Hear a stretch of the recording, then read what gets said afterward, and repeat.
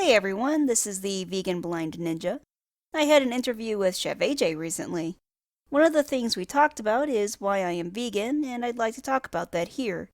I'll leave a link to the video in the description, and I've also added it to a playlist in case I have more interviews. People seem to have enjoyed it, so check it out if you haven't seen it.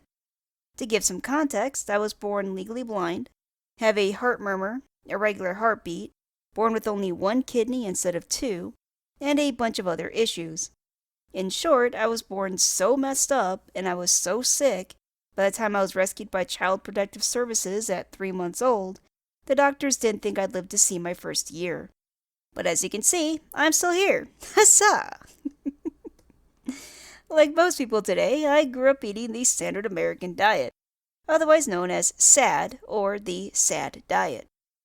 This means I grew up eating sugary breakfast cereals with milk, bacon and eggs, waffles, lots and lots of fast food, cookies, ice cream, candy, bologna sandwiches on white bread, and all the different kinds of junk you can imagine and many people eat themselves. Unsurprisingly, I was always fat. I was 120 pounds in middle school, 150 in high school, and 175 at my heaviest by my low to mid 30s. When you're 4 feet 7 inches tall, that's huge. And with all my pre-existing medical issues, I was on the road to being dead at a very early age. I anticipated I'd be dead by 40 with how things were going. Instead of accepting my fate to a very early grave because of my bad genes, I decided to try several different ways of eating. I'd seen some success on most of them, but usually only around 15 to 20 pounds, then I'd stall. I couldn't understand why, since there's no way being 155 pounds should be my natural weight being as short as I am. I came across Dr. McDougall's The Starch Solution speech in 2019, which I'll also link below. I'd figured I'd give it a try because why not? I've tried everything else. I kept a food diary of my weight and what I ate, which I still have. I had a few bumps in the road because of things like coworkers having potlucks and almost daily snacks like donuts or cookies. This would lure me back into a bad eating habit, but whenever I went back to eating the McDougall diet, I'd start losing weight again. Eventually, I got down to 155 and thought, okay, this is where the weight will stop coming off like all the other times. Then I eventually reached 140. I could not believe it. It had been over 15 years since I was 140. I decided to set a new goal. I wanted to see if I could get down to 120. I honestly didn't think it would happen. Get to my middle school weight in my late 30s? Yeah, right. But hey, it's good to have goals. Then COVID-19 happened and we were all sent home for quarantine. I know this was terrible for most people and I don't want to make light of it, but this was a blessing in disguise for me. Not only am I probably one of the few people who lost weight during quarantine, because I was away from the bad food at work, it also gave me the time and energy to learn about zoonotic diseases. By this time, I was subbed to a couple of vegan channels, and people like Dr. Neil Barnard talked about how we acquired certain diseases through animals, and how we're farming pandemics through animal agriculture. I mentioned this part of my book, but this seemed to line up with the documentary I saw on Netflix, which was supposed to be how to prevent outbreaks.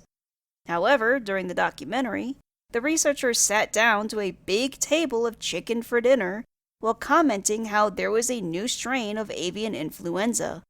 This honestly blew my mind. I couldn't understand how they could talk about diseases from an animal while eating them. The obvious answer seemed to be you prevent outbreaks by not paying for them to be created in the first place. But the researchers never said that, and they clearly didn't make that connection themselves since they were eating animal products. It got me thinking about the 2009 H1N1 swine flu pandemic we had, which killed over 250,000 people. And that bird flu outbreak, I believe in 2012, which also made national news because of how deadly it was. Now that I knew I didn't need to eat animals to be healthy, I drew the line. I was not going to pay for animal products anymore. I was not going to pay to kill people with pandemics. I wouldn't buy animal products, but I wasn't vegan yet. I didn't pay for animal products, but if I went to my family for Thanksgiving or something like that, then I had no problem eating their food since it was going to be there anyway. I didn't see it as a contradiction. Then I saw Dr. McDougall's Dairy is Disease video. I'll link it as well. I trust Dr. McDougall and all, but even I was skeptical. I hadn't looked up anything about animal agriculture and still told myself the animals were treated well enough. I figured there was no way to verify what he said, so I decided to hunt for it. I spent 2 solid weeks scouring the USDA and FDA websites, and not only did I find everything he talked about in the video, I found even more disgusting stuff. This is what did it for me. I was so disgusted by everything I read, I never wanted to eat animal products ever again. I told my family I was not going to eat animal products at all when at their house. No Thanksgiving, Christmas, birthdays, nothing.